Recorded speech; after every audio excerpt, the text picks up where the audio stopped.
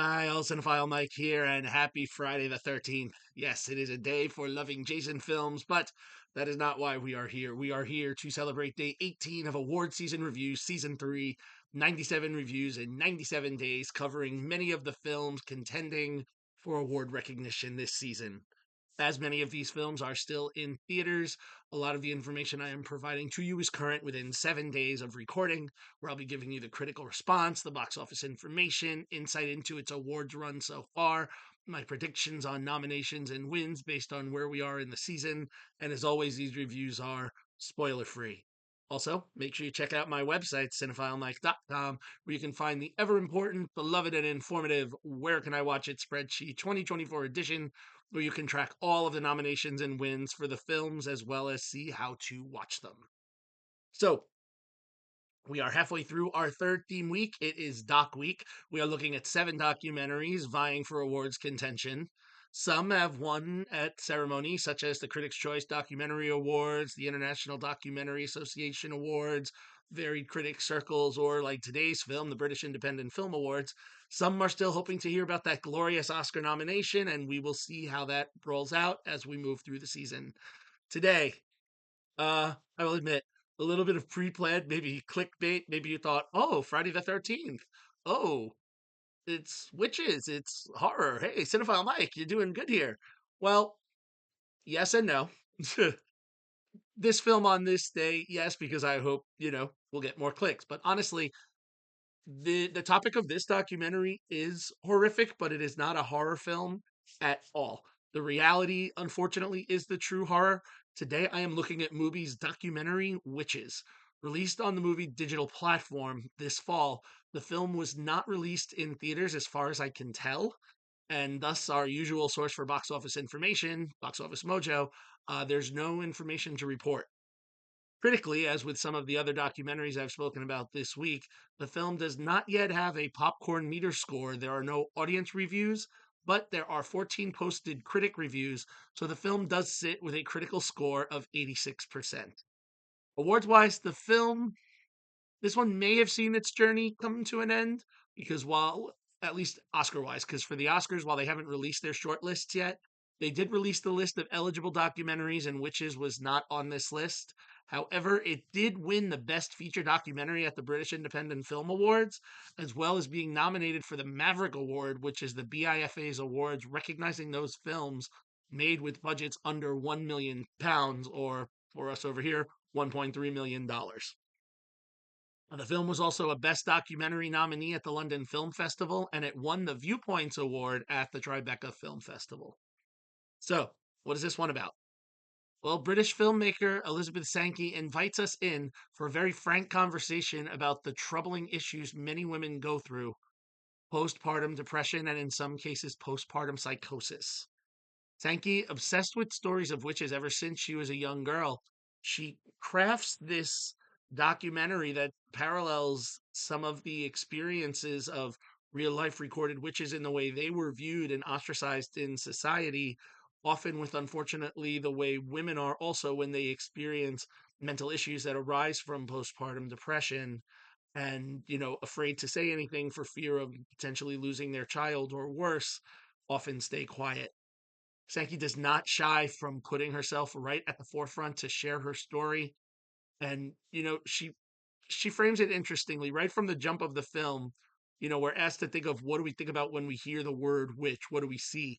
And then we're showered with a montage of um, film clips and TV shows. We have The Craft, Bewitched, Charmed, Practical Magic, Witches of Eastwick, The Witch, and so many others that I couldn't even try to tally.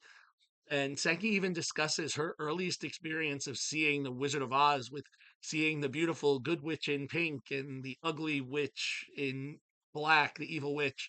And, she said she wanted to be a good witch when she was growing up. And, as she grew up, became a filmmaker, and was excited to have her baby, she did. And, this was happening in the height of the pandemic. And as this happened, she started to have these strange thoughts and severe depression.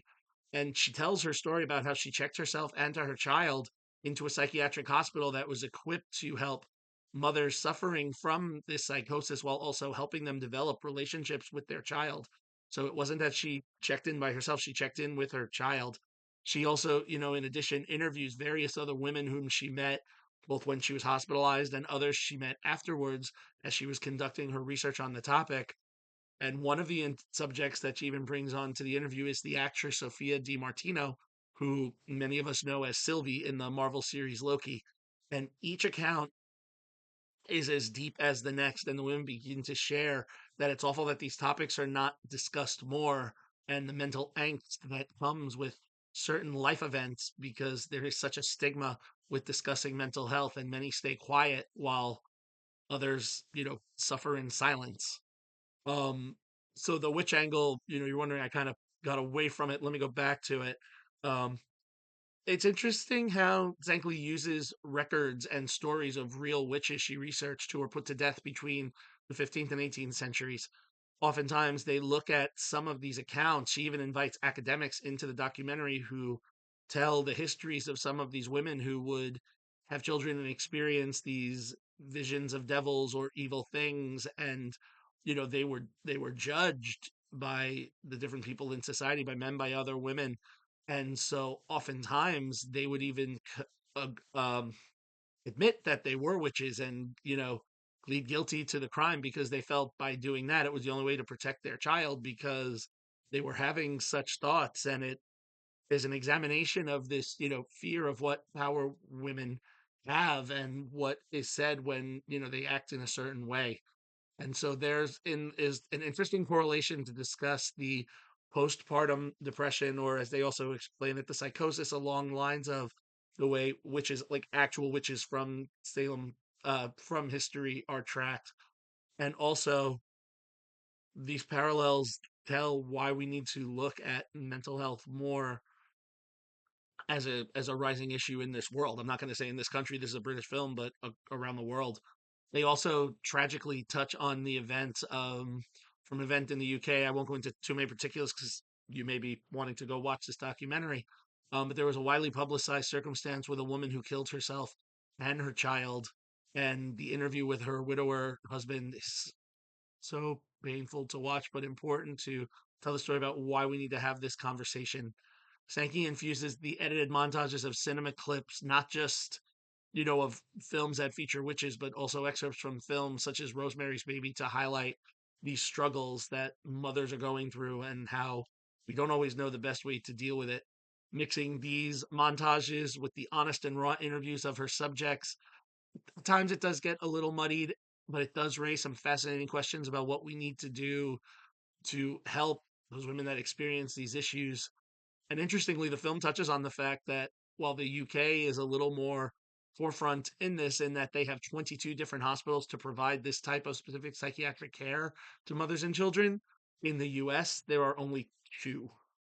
So that was a wide an opening statistic to hear.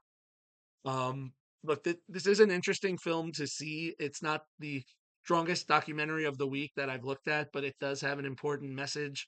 And while I have said it is already not Oscar eligible, we probably won't hear too much about it. Although, given its win at the British Independent Film Awards for Best Documentary, it could be a contender for the BAFTA. So it's possible that Witches could come back into the conversation.